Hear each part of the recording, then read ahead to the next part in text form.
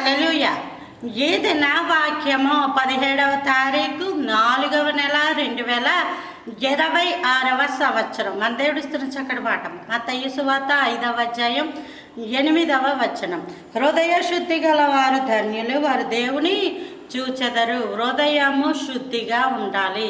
ఇది అసాధ్యం కాదు.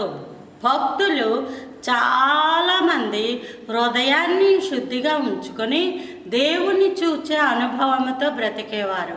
బైబిల్ గ్రంథంలో హానోకు నుంచి మనం అలా చూసుకుంటూ వస్తే హేబేలు అర్పణ దేవుడు అంగీకరించాడంటే హృదయము శుద్ధిగా ఉండడం వల్ల. హానోకు దేవునితో పాటు నడిచిన వ్యక్తి, నోవహు దేవునితో పాటు మాట్లాడిన వ్యక్తి, అలాగే మోషే అయితే దేవునిని నిదానించి ఆయన రూపాన్ని చూచాడట.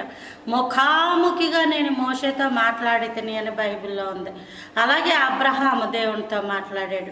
అబ్రహాము దేవుని యొక్క స్నేహితుడు అని అనిపించుకున్నాడు. కాబట్టి హృదయ శుద్ధి గలవారు ధన్యులు. ఇప్పుడు ఐఏఎస్ అవ్వాలి అనుకున్న వాళ్ళు ఐఏఎస్ తగిన ట్రైనింగ్ తీసుకొని రాత్రులు 12 వరకు చదువుకొని ఉదయకాలం 5ంటికి లేచి మరలా ఈ చదువులు ఇవి టెస్టులు అని అనుకుంటారు. అంతే కదా, దానికి తగిన ప్రిపరేషన్ ఉంటుంది.